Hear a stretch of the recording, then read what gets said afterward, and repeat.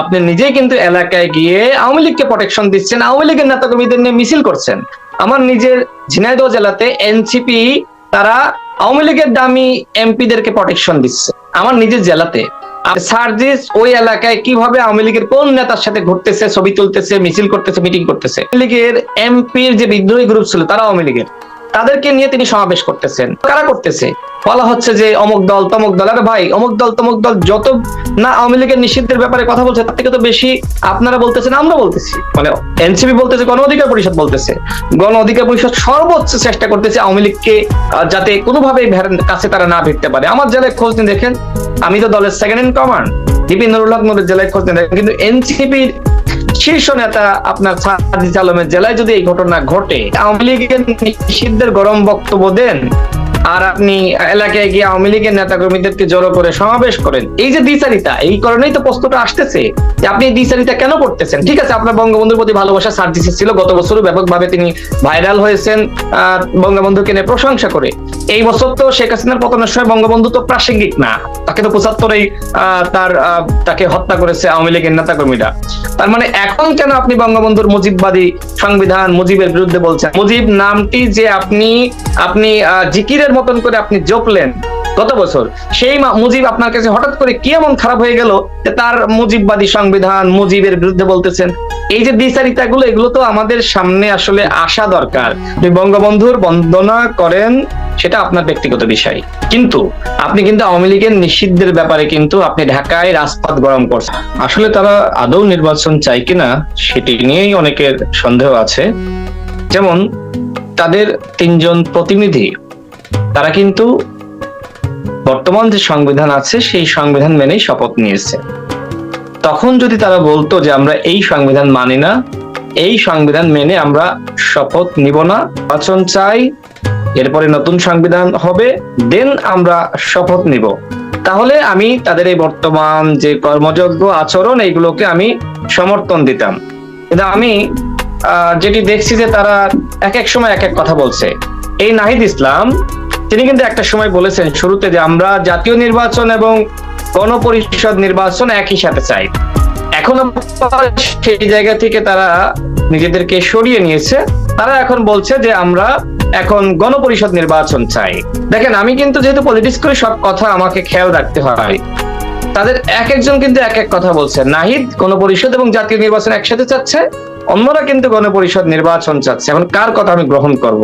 আবার এটিও আছে, দেখেন, নাহিদ, মাহফুজ আলম এবং আসিফ, তারা কিন্তু রাষ্ট্র সংস্কারের, গণহত্যার বিচার, আওয়ামী লীগকে নিষিদ্ধ করার দায়িত্ব নিয়েছিল। কিন্তু গণ অভ্যুত্থানের সব থেকে বড় মুখপাত্র, যিনি এক দফার ঘোষণা দিয়েছিলেন, তিনি কি করলেন? তিনি গণহত্যার বিচার শেষ করলেন না, আওয়ামী লীগের নিষিদ্ধ করার কাজটা শেষ করলেন না, তিনি রাষ্ট্র সংস্কারের কাজটা শেষ না করে তিনি পদত্যাগ করলেন। এখন বাংলাদেশে যদি আগামীতে রাষ্ট্র সংস্কার না হয়, গণহত্যার বিচার না হয়, আওয়ামী লীগকে নিষিদ্ধ না করা হয়, দায়টা কি নাহিদ ইসলাম তাকে নিতে হবে না? অবশ্যই নিতে হবে, কারণ ওই সময় তিনি এই ম্যান্ডেট করে কিন্তু দায়িত্ব নিয়েছিলেন। এক, দ্বিতীয়ত যারা ছাত্র উপদেষ্টা ছিল তারা কিন্তু ওই সময় বলেছিল যে যারা সরকারে যাবে তারা আগামী নির্বাচনে অংশ নিতে পারবে না। আমার স্পষ্ট মনে আছে ওই সময় কিন্তু অনেকে সে ধরনের পোস্ট করেছিলেন। নাহিদ ইসলাম আগামী নির্বাচনে কি অংশ নিবে না? নাহিদ ইসলাম কিন্তু, যদি আপনি নৈতিকভাবে বলেন, তাহলে নাহিদ কিন্তু আগামী নির্বাচনে অংশ নিতে পারে না। এমনকি আমরা শুনছি যে মাহফুজ আলম, আসিফ মাহমুদ, তারাও আগামী নির্বাচনের আগে পদত্যাগ করে নির্বাচনে অংশ নিবে। এটা তাহলে কেমন হয়ে গেল না? তারা নিজেরাই বলেছিল যারা সরকারে যাবে তারা কিন্তু নির্বাচনে। ওই সময় সার্জিস আলম একটি পোস্ট করেছিলেন যে আসিফ এবং আপনার নাহিদ তারা অনেক বড় স্যাক্রিফাইস করেছে, তারা আগামী নির্বাচনে অংশ নিতে পারবে না। আপনি নিশ্চয়ই দেখেছেন। তো দেখেন, এই কথাগুলো এখন আপনি কাকে শোনাবেন, কাকে বলবেন? মানুষকে নানান সময় নানান ধরনের কথা বলে বিভ্রান্ত করা হচ্ছে। নির্বাচনটা তো একটা গুরুত্বপূর্ণ বিষয়। আপনি যদি গণতন্ত্র চান, আপনাকে নির্বাচন দিতে হবে। বাংলাদেশে যদি একটি গণতান্ত্রিক প্রক্রিয়া থাকে, তাহলে ওইটাই সব থেকে বড় রাষ্ট্র সংস্কার। আর গণতান্ত্রিক প্রক্রিয়া যদি না চালু করে আপনি নানান ধরনের কথা বলতে থাকেন, তাহলে ওই সংস্কার দিয়ে জনগণের কিচ্ছু হবে না। আমি আমার অনেকগুলো বক্তব্যে বলেছি যে আপা, এত দলিল দস্তাবেজ তৈরি করে কোনো সংস্কার হয় না। ডক্টর ইউনূস স্যার 1 সপ্তাহ ধরে একটি জাতীয় সংলাপ করবে, 1 সপ্তাহ ব্যাপী। সেখানে ন্যূনতম বলেন বা সর্বোচ্চ বলেন কতটুকু বিষয়ে মানুষ একমত হয়, কতটুকু বিষয়ে গণ অভ্যুত্থানের সকল স্টেক হোল্ডার একমত হয়, সেটাই কিন্তু গুরুত্বপূর্ণ বিষয়। দেখেন, যখন তারা কিন্তু বিভিন্ন কমিশন গঠন করেছে, আমাদের মতামতগুলো নিয়েছে না? নিয়েছে তো, বিএনপি নিয়েছে, আমাদের নিয়েছে, অন্যান্য স্টেক হোল্ডারে নিয়েছে, সাধারণ মানুষের নিয়েছে। সেই জায়গা থেকে আমরা কতটুকু বিষয়ে একমত হলাম, সেই বিষয়গুলোকে সামনে এনেই তো রাষ্ট্র সংস্কারের একটা প্রস্তাবনা তৈরি করতে পারতো। সেটি না করে তারা কি করলো? তারা মূলত লেন্দি করতে চায়। দেখেন, এই উপদেষ্টা পরিষদে যারা আছে, আমি নাম সহ বলতে পারি, তাদেরকে আমি নিজে টেলিফোন করেছি যে আপা একটু আসেন না প্লিজ, আমরা সংগ্রাম করছি, আপনারা আমাদের এই সংগ্রামে যুক্ত হলে, একটু প্রোগ্রামে আসলে আমাদের প্রোগ্রামটা একটু মিডিয়াতে আসে। অনেক স্যারকে, এখন উপদেষ্টা হয়েছে না, আমি নাম ধরে বলতে পারি, হ্যাঁ, আমার সাথে কেউ চ্যালেঞ্জ করলে চ্যালেঞ্জে আসুক, আমি বলবো। তারা কিন্তু আসে নাই, তারা এখন এই বিপ্লবী সরকারের উপদেষ্টা হয়েছে। What is this? যাদেরকে নিয়ে আপনি রাষ্ট্র সংস্কার করতে চান, তারা তো প্রথম আলোতে কলাম লিখেছে বঙ্গবন্ধু শেখ মুজিবুরকে নিয়ে। তারা কিভাবে আপনার আওয়ামী লীগকে নিষিদ্ধ করবে? আপনি বলেন তো, এদেরকে আপনি কেন সরাচ্ছেন না? যারা ফেসবুকে পোস্ট করেছে ডক্টর মোহাম্মদ ইউনূসের দায়িত্ব, সেই ব্যক্তিকে ছাত্ররাই উপদেষ্টা বানিয়েছে, 3 জন ছাত্র উপদেষ্টা বানিয়েছে, অমুক তমকের 10 হয়। কিন্তু আসলেই তো ফারুকীকে আসিফ, নাহিদ এবং মাহফুজ মিলে উপদেষ্টা বানিয়েছে। এই খবর কি মনিরা শারমিন দি তারা মনে করে না আমরা আসলে তাদেরকে উপদেষ্টা বানাইনি? তাহলে তারা প্রতিবাদ করুক, বলুক যে আমরা বানাইনি, আমরা তাদের সরিয়ে দিতে চাই। নুরুল হক নূরের যে বিষয়টি বলেছে, দেখেন, নুরুল হক নূর ওই সময় কিন্তু আমরা আসলে অরাজনৈতিক প্ল্যাটফর্ম, আমরা কিন্তু ছাত্র সংগঠনের ঘোষণাও দিই নাই। ওই প্ল্যাটফর্ম থেকে কিন্তু আমরা কোটা আন্দোলনের পরে আমরা ডাকসুতে ইলেকশন করেছি। আমরা কিন্তু ওই সময় কোনো ছাত্র সংগঠন না, আওয়ামী লীগের বিরুদ্ধে কোনো ফোর্স না, শক্তি না, আমরা একটি সামাজিক আন্দোলন করেছি। তো যাই হোক, পরবর্তীতে আমরা যখন ছাত্র সংগঠন গঠন করলাম, তার পরবর্তীতে আসলে আমাদের আচরণটা কেমন? আমরা যখন রাজনীতি করতে নামলাম, তখন কিন্তু সারা দেশে আওয়ামী লীগ আমাদেরকে বাধা দেওয়ার চেষ্টা করলো। দেন আমরা কিন্তু তখন আওয়ামী লীগের বিরুদ্ধে, আপনি নিশ্চয়ই, আপনি সাংবাদিক হিসেবে আপনি অবশ্যই বলতে বাধ্য হবেন, সারা বাংলাদেশে যখন বিএনপি জামাত মাঠে নামতে পারে না, তখন ঢাকা বিশ্ববিদ্যালয়ে কিন্তু এই নুরুল হক নূর, রাশেদ খান, এই 10-15টা ছেলে কিন্তু এই ফ্যাসিবাদ বিরোধী আন্দোলন নিভু করে আমরা 10-15 জন মার খাইতাম, আবার যাইতাম, মার খাইতাম, আবার যাইতাম। এখন অনেক বড় বড় বিপ্লবী আছে, আমরা কিন্তু তাদেরকে পাশে পাইনি। তো আমরা কিন্তু আমাদের চেষ্টাটা আমরা চালিয়ে গিয়েছি। আমাকে শোনা যাচ্ছে? শুনতে পাচ্ছি। জি, তো আমরা কিন্তু আমাদের জায়গা থেকে চেষ্টাটা চালিয়ে গিয়ে, এবং এই চেষ্টার মধ্যে কি নুরুল হক নূর কখনো আপনার শেখ হাসিনার সাথে আপোষ করেছে নাকি আমরা আপোষ করেছি? আমরা কিন্তু আপোষ করি নাই। আমরা 24 সালের ইলেকশনে আমাদেরকে এমপি বানানোর জন্য শেখ হাসিনা সর্বোচ্চ চেষ্টা করেছে।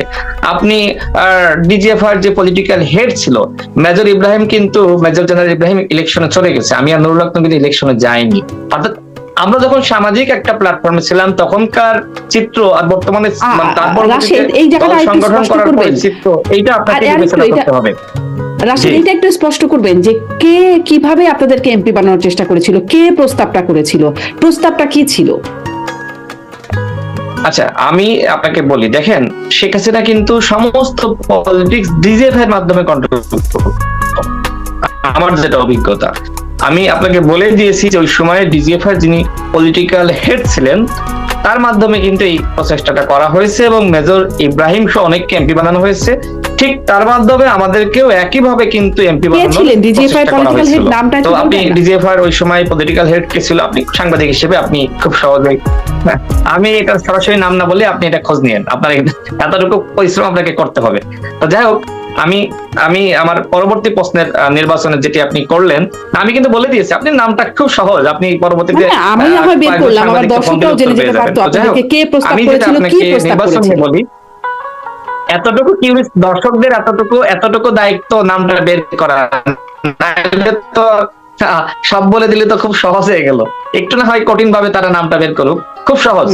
যাই হোক, আমি পরবর্তী নির্বাচন নিয়ে বলি। দেখেন, নির্বাচনটা বাংলাদেশে হওয়া দরকার। এখন এই সরকারকে গণ অধিকার পরিষদ একমাত্র দল হিসেবে ব্ল্যাঙ্ক চেক দিয়েছিল। ওই যে মনিরা শারমিন বললো না, আমরা কিন্তু টাইম ফ্রেম দিচ্ছি না, কিন্তু আমরা বলেছিলাম 2 বছর থাকেন। সরকার যদিও 1.5 বছরের কথা বলছিল, তো থাকেন, আপনি রাষ্ট্র সংস্কার করেন, গণহত্যার বিচার করেন, আওয়ামী লীগকে নিষিদ্ধ করেন। ডক্টর মোহাম্মদ ইউনূস স্যার নিজেই বলেছেন বিবিসি সাক্ষাৎকারে, রাষ্ট্র সংস্কার এখনো শুরুই করেন নাই। আরো স্পষ্ট ভাবে বলতে গেলে তিনি বলেছেন যে আওয়ামী লীগকে নিষিদ্ধ করা হবে না, আওয়ামী লীগ আগামী নির্বাচনে অংশ নিবে কি নিবে না সেটা আওয়ামী লীগের দলীয় সিদ্ধান্ত। এখন ইউনূস স্যার যখন আওয়ামী লীগকে নিষিদ্ধ করছে না, রাষ্ট্র সংস্কার শুরু করছেন না। মনির শারমিন নিজেই কিন্তু এই টকশোতে বলেছে যে দৃশ্যমান কাজ এখনো শুরু হয়নি। দেন প্রায় বছরের কাছাকাছি, মানে কি 7 মাস কিন্তু অতিবাহিত হয়ে 8 মাস শেষ, আপনি এখনো গণহত্যার বিচারের প্রক্রিয়াটা শুরু করতে পারেননি। আপনি এখনো পর্যন্ত আওয়ামী লীগের নিষিদ্ধের সিদ্ধান্তে যেতে পারেননি। দেন আমি আপনাকে আর কত সময় দেব? মানে ওই যে একটা কথা আছে না গ্রামে, যে দুধ দিয়া গরুর আপনার দাঁত দেখলে বোঝা যায় দিবে কি দিবে না। তো বিষয়টা ইউনূস সরকার, ইউনূস স্যারের জনপ্রিয়তা আছে, তার সরকারের অন্যান্য উপদেষ্টাদের যথেষ্ট অযোগ্যতা, অদক্ষতা আওয়ামী লীগের প্রতি পীড়িত রয়েছে। এবং আমি নিজে সাক্ষী, এতটুকু বলি, এই সরকারের 2 জন উপদেষ্টা মিলে স্বরাষ্ট্র উপদেষ্টার সাথে কথা বলে, আপনি জিজ্ঞেস করেন স্বরাষ্ট্র উপদেষ্টাকে, সাবের এবং মান্নানকে জামিন করিয়েছে। এবং সেই 2 জন উপদেষ্টা আপনার মানে এই যে 2 জন ছাত্র উপদেষ্টা বা 3 জন ছিল, আমি বললাম না একটু কষ্ট করে জানতে হবে, সব বলে দিলে তো কিউরিওসিটি থাকবে না। কষ্ট করায় না রাশেদ খান, কষ্ট করায় না, যেটা বলছেন আপনি একটু স্পষ্ট করে বলেন। মনির, আচ্ছা আমি আগের বক্তব্যে বলেছি, সেটা হলো আপনার আদিলুর রহমান শুভ্র সাহেব এবং রেজওয়ানা আপা, এই 2 জন মিলে আপনার সাবের এবং মান্নানের জামিন করিয়েছে। আপনি আমার সাথে চ্যালেঞ্জ করতে পারেন, তারা 2 জন স্বরাষ্ট্র উপদেষ্টাকে জিজ্ঞেস করেন, তারা 2 জন সাবের এবং মান্নানের জামিন করিয়েছে। এই উপদেষ্টা পরিষদ, যাদের বিষয়ে কিন্তু মানুষের খুব প্রশংসা আছে যে না এই 2 জনের ব্যাপারে কোনো বিতর্ক নাই, কিন্তু আমি নিজে বলছি হ্যাঁ তারা 2 জন কিন্তু জামিন করানোর ক্ষেত্রে ভূমিকা রেখেছে। আরেকজন এমপির জামিন করানোর ক্ষেত্রে আরেকজন এমপি ভূমিকা রেখেছে। আমরা যদি পলিটিক্স করি আপা, আমরা 18 সাল থেকে আমাদের দেখতেছেন রাষ্ট্রের বিভিন্ন আপনার বিভিন্ন স্টেক হোল্ডার, বিভিন্ন ব্যক্তির সাথে যেমন আমাদের সম্পর্ক আছে, বিরোধী দলের ফেসিবাদ বিরোধী লড়াই যেতে একসাথে করেছে, সব জায়গায় আছে, ছাত্র বলেন এনসিপি বলেন, সেখানেও আমরা একসাথে অনেক আন্দোলন সংগ্রাম, সব জায়গা থেকে মোটামুটি কেউ না কেউ, মনে করেন আপনার বান্ধবী খুব ক্লোজ, আপনি বিশ্বাস করতে পারবেন না আপনার তথ্য ফাঁস করে, তো ওই তথ্যগুলো আসে। এই জন্যই বলতেছি যা কিছু হচ্ছে সব মিলিয়ে আমার কাছে মনে হচ্ছে না যে এই সরকার ভালো কিছু করতেছে। এই সরকারের উপরে দেখেন, যারা দূর থেকে দেখতেছে তারা মনে করতেছে সরকার ভালো করতেছে, কিন্তু ওই যে বললাম না, টেলিফোন দিয়ে বলেছে আপা স্যার একটু প্লিজ আসেন না আমাদের সাথে একটু প্রতিবাদে আসেন নাই, তারা হয়ে গেছে উপদেষ্টা। আপনি কল্পনা করতেছেন? এই হচ্ছে এই সরকারের অবস্থা। এই সরকারকে আমি মনে করি এই সরকারের টাইমের ব্যাপারে কেউ কথা বলতো না যদি এই সরকার রাষ্ট্র সংস্কার, গণহত্যার বিচারের যে 1 নম্বর উপাদান আওয়ামী লীগকে নিষিদ্ধ করা, সেটি করতো। যখন আওয়ামী লীগকে আমি জেনে গিয়েছি, দেখেন আমেরিকা, ইউরোপ, অন্যান্য দেশের কিন্তু বা জাতিসংঘ সবাই কিন্তু মোটামুটি আওয়ামী লীগকে নিষিদ্ধ করা হোক সেই ব্যাপারে তারা কিন্তু একমত পোষণ করে নাই। এই দেশে মানবাধিকার লঙ্ঘন হয়েছে, গণহত্যা হয়েছে, জাতিসংঘ স্বীকার করছে, কিন্তু আওয়ামী লীগকে নিষিদ্ধ না করা হোক সেই ব্যাপারে আবার তারা কিন্তু প্রতিবেদন দিয়েছে না। তার মানে ইউনূস স্যার মনে করছে একটি চাপ আছে, এই চাপের কারণে তিনি কিন্তু আওয়ামী লীগকে নিষিদ্ধ করবেন না। মানে আওয়ামী লীগকে যদি এই বিদেশিদের চাপের কারণে নিষিদ্ধ না করে, তাহলে আমি এই সরকারকে কেন এত সাপোর্ট দিব? কেন 2 বছরের জন্য থাকুক, 5 বছরের জন্য থাকুক, এত গল্প বলে বেড়াবো?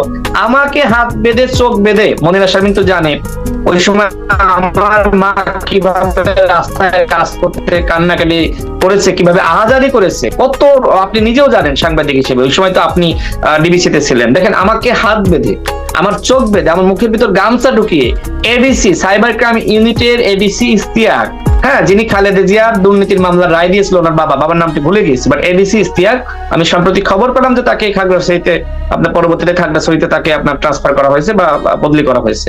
আমাদেরকে এত নির্যাতন করেছে যে দল, সেই দলকে আপনি কিভাবে সাপোর্ট দেন? সেই দল আগামী নির্বাচনে অংশ নিবে, প্রধান উপদেষ্টা এই কথা কিভাবে বললেন? এখন দেখেন যেটি এখন এই মুহূর্তে শুরু হয়েছে, এনসিপিতে যেহেতু এই সরকারের টিমটা ভোগ করতেছে, মানে এই সরকারের সুবিধা ভোগ করতেছে, প্রধান উপদেষ্টা নিজেই কিন্তু বিদেশিদের কাছে এনসিপির প্রশংসা অগ্রিম করে এসেছে, শুভকামনা, এটি তো অসত্য না। দ্বিতীয়ত, এই সরকারের মুখপাত্র যাকে বলা হয় প্রেস সচিব, তিনি বলেছেন যে নাহিদ ইসলাম আগামীতে প্রধানমন্ত্রী হবে। এরপরে আমি দেখেছি যে অন্যান্য উপদেষ্টারা মোটামুটি ভালোই আশীর্বাদ জানিয়েছে। এখন গণঅভ্যুত্থান কি শুধুমাত্র এনসিপির আমাদের ভাই বন্ধুরা এককভাবে করেছে? বিএনপির ভূমিকা নাই, জামাতের নাই, সাংবাদিকদের নাই, আইনজীবীদের নাই, প্রাইভেটের নাই, 7 কলেজের নাই, অন্যদের নাই। 3 জন উপদেষ্টা আপনার ঢাবি থেকে বানাইতে হবে। আমিও তো ঢাবির, আপনিও ঢাবির, মনিরাও ঢাবির। এই যে আমরা সংকীর্ণতার মধ্যে বসবাস করছি, এইভাবে রাষ্ট্র সংস্কার হয় না। রাষ্ট্র সংস্কার একটি জাতীয় ঐক্যের বিষয়। এক সপ্তাহ টেবিলে বসে সেই রাষ্ট্র সংস্কার করা যেত। আমি আমার আগের বক্তব্যে বলেছি, এনসিপি যারা তারা দামি এমপিদের আশ্রয় প্রশ্রয় দিচ্ছে, তাদের মাধ্যমে বিভিন্ন অর্থ যোগানো আসছে। কি বলবো, আমরা তো একসাথে রাজনীতি করেছি। আমি চাইলেও তো দামি এমপিদের সহযোগিতা, আমার পরিচিতি নাই, অবস্থান নাই, আমি আওয়ামী লীগকে আশ্রয় প্রশ্রয় দিতে পারতাম না। কিন্তু কেন করি না? কারণ আমার নৈতিকতার সাথে যায় না যে আওয়ামী লীগ আমাকে হাত বেঁধে চোখ বেঁধে পিটিয়েছে, আমি তার মানে ভাগ বাটোয়ারা নিব, তার আশ্রয় প্রশ্রয় দিব। এটা কি হইতে পারে? হইতে পারে না, কিন্তু এটা হচ্ছে। আপা, হিস্ট্রি তো অনেক ভিতরে লুকিয়ে আছে, সব হিস্ট্রি তো বলতে পারে না। হ্যাঁ, এখন যারা এগুলো করছে তাদের সম্পর্কে তো আমি মনে করি আমাদের যারা ছাত্র উপদেষ্টারা আছে তারাও জানে। তারা আপনার 9 দফাকে 8 দফা বানিয়েছিল, সবাই জানে। তো এখন এইগুলো তো মানে সবসময় আওয়ামী লীগের নিষিদ্ধর কথা ঢাকায় আপনি বলতেছেন, আর এলাকায় গিয়ে আওয়ামী লীগকে নিয়ে প্রটেকশন দিতেছেন, তাদের মিছিল মিটিং করতেছেন। এগুলো আসলে বিএনপি করতেছে, আপনি বিএনপি কে তো বলতেছেন যে বিএনপি কে পুরাতন রাজনৈতিক দল বা অন্যরা করতেছে, কিন্তু আপনার সাথে তো এটা যাইতেছে না। আর আপনি অভ্যুত্থানের নায়ক। আওয়ামী লীগ পুলিশকে বলেন, অন্যান্য বাহিনীকে বলেন, এমন ভাবে ছাত্রলীগ দিয়ে আসলে লাঠিয়াল বাহিনী বানিয়েছিল, যথেষ্ট স্ট্রাগল করার মতন বয়স ছিল। তো আমি আমার বয়সে তো সেই কম বয়সে তো সংগ্রাম করেছি। তো যাই হোক, ওই যে মনিরা তো নিজেই বলে যে আমরা একসাথে আমাদের উত্থান, তার মানে আপনি বুঝতেই পারছেন। তো একসাথে যদি আমরা ওই আমাদের পথ চলাটা বা সংগ্রামটা স্বাভাবিক একই রকম হতো, তাহলে অনেক কিছু সম্ভব ছিল। তো যাই হোক, আমি যে কথাটা বলছিলাম, দেখেন মানে এখন মনিরা শারমিনরা রাজনীতি করতেছে। তাদের ওই গণ অভ্যুত্থানের আগে যেমন বিএনপি নামেন, জামাত নামেন, গণ অধিকার পরিষদ নামেন, ঐক্যবদ্ধভাবে ফ্যাসিবাদকে হটাইতে হবে, এখন আর এইগুলোর ধার তারা ধারে না। কারণ কি? কারণ তারা একটা দল গঠন করেছে, এবং একটা দল গঠনের প্রধান কারণটা হলো তাকে ক্ষমতায় যেতে হবে। কারণ ক্ষমতায় যেতে হলে নিজেকেই সব থেকে বেশি গুরুত্বপূর্ণ হিসেবে তুলে ধরতে হবে, এবং নিজের যে ক্রেডিবিলিটি, নিজের কৃতিত্ব, সেগুলো জাহির করতে হবে। বাকিদেরকে কিভাবে ডিলেজিটিমেট করা যায় সেটা কিন্তু তারা করবে। তার মানে এখন তারা পলিটিক্সের ভিতর নেমে গেছে। ঠিক একইভাবে ছাত্রদের বলেন, যারা দল করেছে, বিএনপি আগে যেভাবে ট্রিট করতো, বিএনপি করবে না। আমরা আগে যেভাবে করতাম এখন করবো না, কারণ এটা পলিটিক্স। আর পলিটিক্স হলো যুদ্ধের মতন।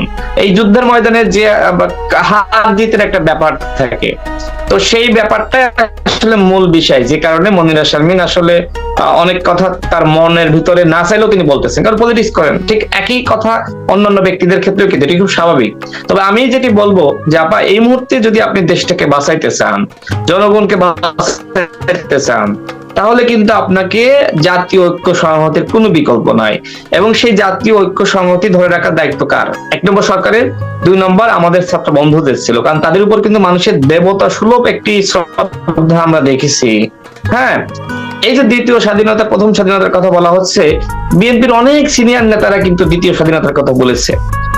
এখন এই মুহূর্তে তারা কিন্তু গণ অভ্যুত্থান বলছে, ছাত্ররা বলছে, আমরাও বলছি। দেখেন, আমরা কিন্তু 90-এ যখন গণ অভ্যুত্থান করেছি, সেটাও কিন্তু অনেক বড় বিষয় ওই সময়কার প্রেক্ষাপটে ছিল। সেনা সমর্থিত ফখরুদ্দিন মঈনুদ্দিন ওই সময়কার প্রেক্ষাপটে বড় একটি বিষয় ছিল। গণজাগরণ মঞ্চের কথা জানেন, তারাও কিন্তু দ্বিতীয় স্বাধীনতার কথা বলেছে। এটাও কিন্তু সত্য, আপনি নিজে সাংবাদিক ছিলেন, আপনি দেখেছেন। এরপরে আপনার এরকম যতগুলো আন্দোলন হচ্ছে, যে আন্দোলনটা আসুক না কেন, সবাই ওইটাকে দ্বিতীয় স্বাধীনতা হিসেবে তুলে ধরার চেষ্টা করেছে। ওই যে আমি বললাম না, পলিটিক্স। দেখেন, 71-এ কিন্তু আমাদের দেশটা প্রথম স্বাধীন হয়েছে, তাই না?